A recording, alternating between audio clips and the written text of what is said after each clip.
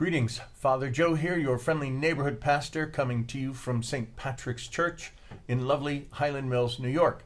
Today we have the memorial of St. Clare of Assisi, and this week we seem to be focusing on sacrifice and how we deal with suffering. St. Clare was just a great example of it. She chose to be poor. She chose to work with the sick. She was an example to St. Francis of how to work with people that might not have seemed that attractive. So today I just want to look at two different types of sacrifice or suffering that we find in the gospel. This comes from Matthew chapter 18, and Jesus is speaking to the disciples, and he says, "If your brother sins against you." Now, if someone sins against us, frequently our response is, I want to just strike back, or maybe I want to write them off and have nothing to do with them. What Jesus tells us to do is go and speak to them, but keep it between yourselves. So don't go and accuse them before people. And then he says, if the person doesn't listen, well, go back and take 2 or 3 witnesses. Maybe that'll solve it. And if he refuses to listen to you, even with the witnesses, well, take it to the church. And if they refuse to listen even to the church, well, then treat the person like a tax collector.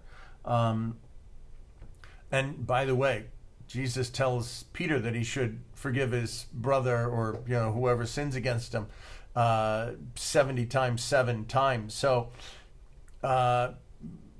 it's not saying if I talk to a person 3 times, then I'm over and I don't have to worry about it. But I think it does speak to our hearts. If someone hurts me and I still love them, I'm going to make the sacrifice of going back and speaking to them in a mild, in a humble, in a meek way, so that I'm not, it's not a power trip.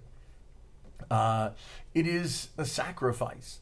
And the second sacrifice is Jesus then speaks about the authority of the church. All right.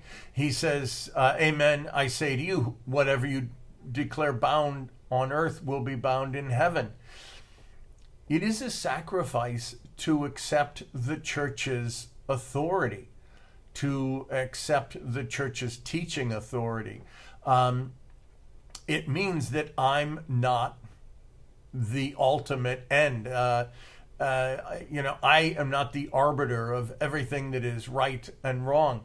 And it does mean, and this again goes back to last week with humility and obedience, it's a sacrifice to say, I accept what the church teaches.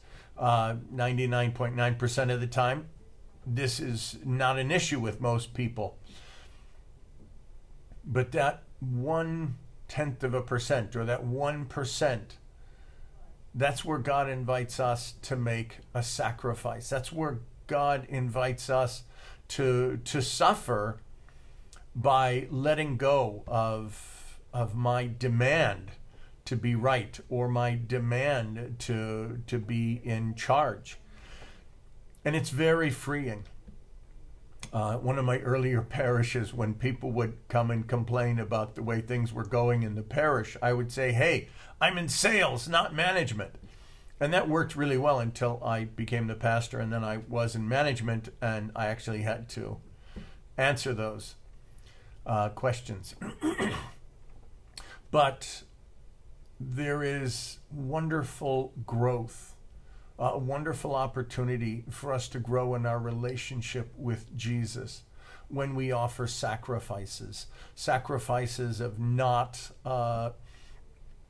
reacting in a bad way to other people, but reacting with charity and mercy and forgiveness, and great spiritual benefit to accepting the authority of the church and loving the church.